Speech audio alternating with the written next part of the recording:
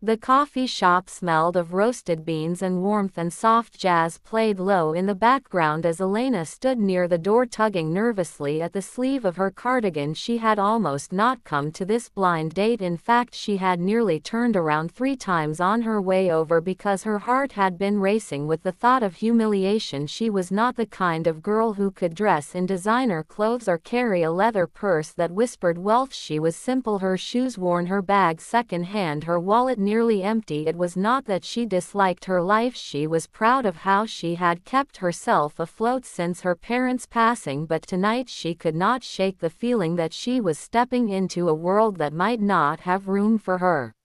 She had agreed only because her best friend insisted. Elena, you cannot keep shutting people out, her friend had said one night while they folded laundry together. You deserve someone to see you and care for you. Maybe this man is different, at least go meet him for coffee. Coffee was supposed to be simple, but even that was a luxury these days. When she finally walked up to the counter, her blind date was already there. He was taller than she expected, his dark hair neatly cut, his shoulders broad. He wore a shirt with rolled-up sleeves and no tie, just simple yet put together. He turned his head as though sensing her, and when his eyes met hers he smiled warmly. That smile eased some of the tightness in her chest.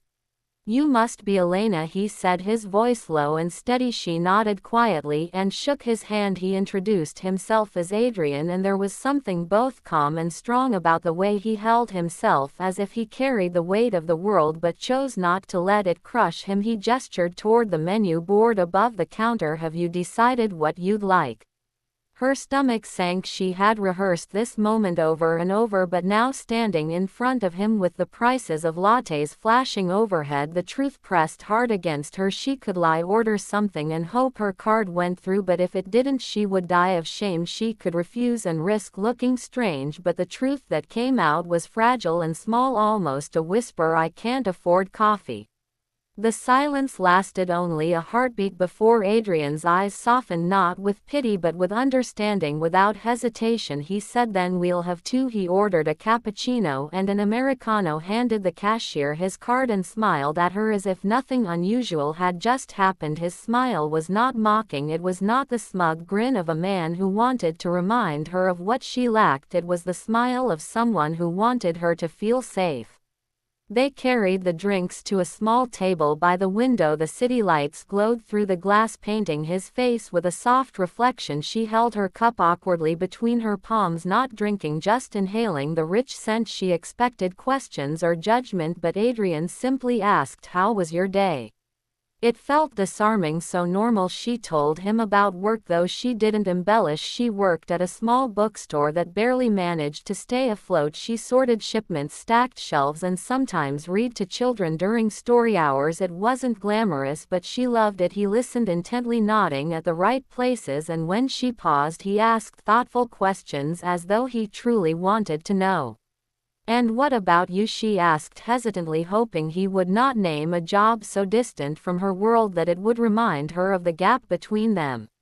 I run a small business, he said simply, stirring his coffee. She had no idea that small meant an empire of branches and companies, investments, and a board that hung on his every word. He never mentioned wealth because in that moment he wanted to be just a man having coffee with a woman whose eyes held more sincerity than he had seen in years.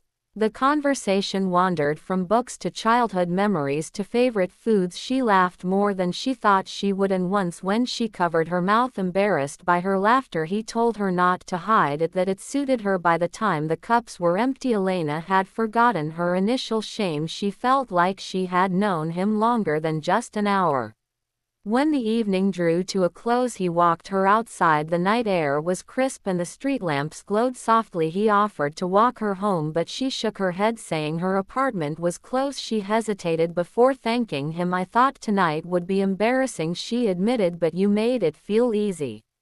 He gave her that same gentle smile again. It should never be embarrassing to be yourself, he said softly. She tucked those words into her heart, carrying them with her as she walked back to her tiny apartment, replaying every moment of the night. She had no idea that Adrian returned home to a large house where a small boy ran into his arms calling Daddy. Adrian lifted his son and kissed his hair. The child chattered about his day and Adrian listened with the same tenderness he had shown Elena. His life was not simple. He was a CEO, a single father, a man who balanced meetings with bedtime stories, but he had not told Elena any of that. He had wanted to see how it felt to just be Adrian, not Mr. Clark, not the man whose name carried weight in financial pages. He wanted to know if someone could look at him and see the man, not the money.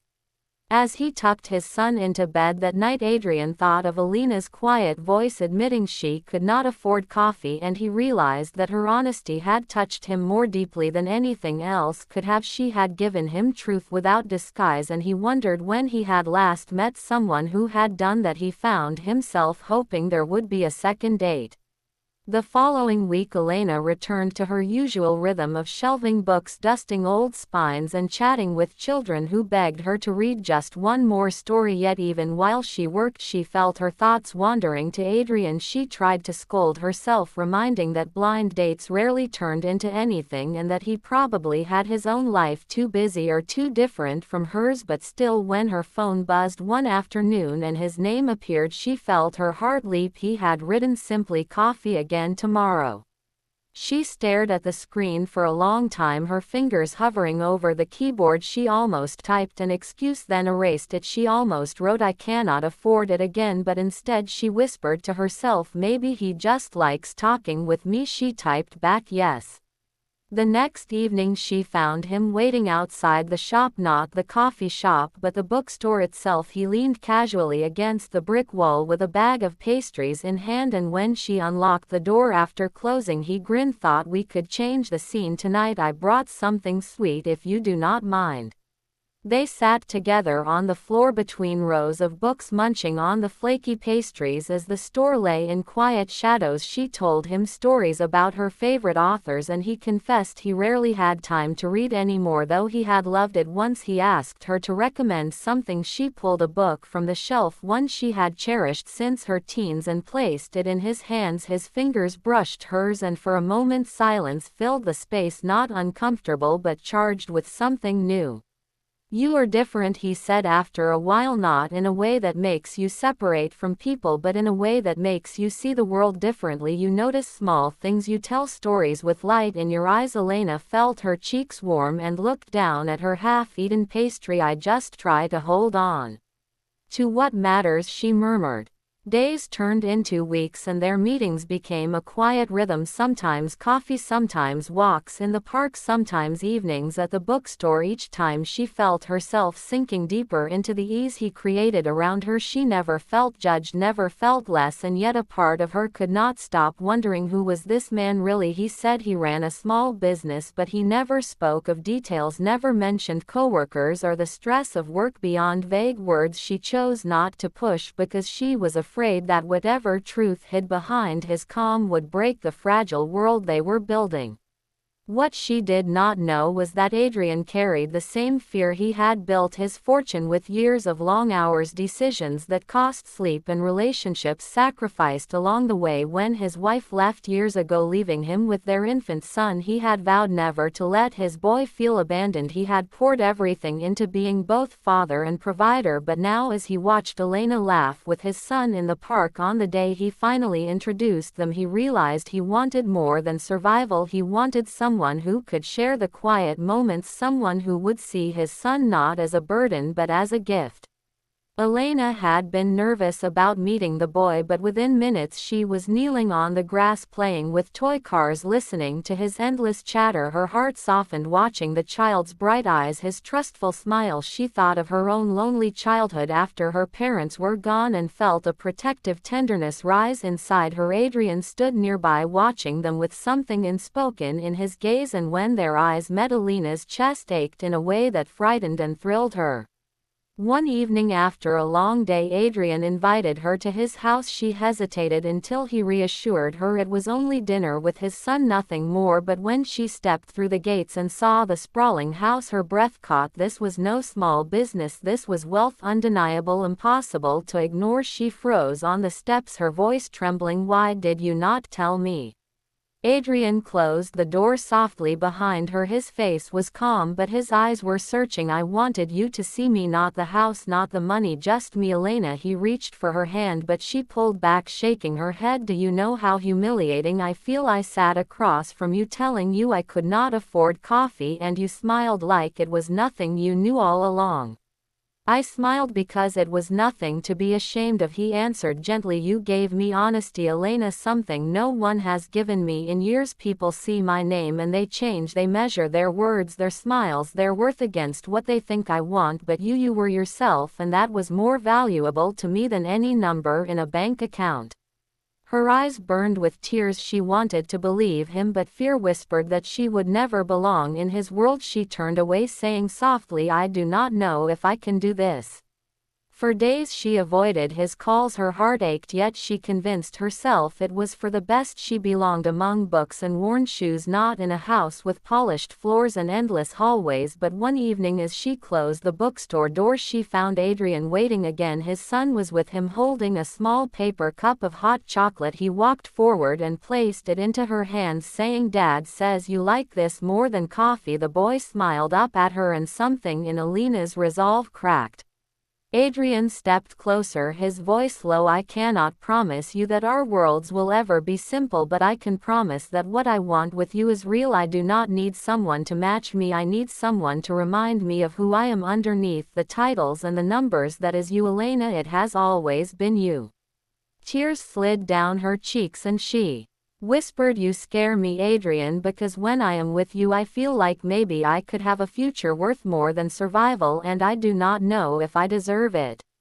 He cupped her face gently, tilting her gaze to his. You deserve more than you can imagine, and I want to spend the rest of my life proving that to you. It was not a grand declaration in front of a crowd, no diamond flashing under spotlights. It was a quiet promise spoken in the dim light of a closed bookstore with a child holding her hand, and yet it was the most precious moment of Elena's life. She leaned into him, finally letting herself believe that maybe love did not need matching wallets or equal worlds. It needed truth, kindness, and courage. From that night their story did not suddenly become perfect. There were challenges, whispers from people who did not understand, questions about why a wealthy man would choose a woman with little to her name, but Adrian never faltered, and Elena slowly learned to stand tall beside him, not because of his wealth but because of his unwavering faith in her. They built a life woven of laughter and books, late night talks and simple cups of coffee, not about what they cost but about who they shared them with. And in the years to come, when strangers asked how they had met, Adrian would always smile, remembering that fragile moment when she whispered, I cannot afford coffee, and he would answer, she was honest with me from the start, and that honesty was the beginning of everything.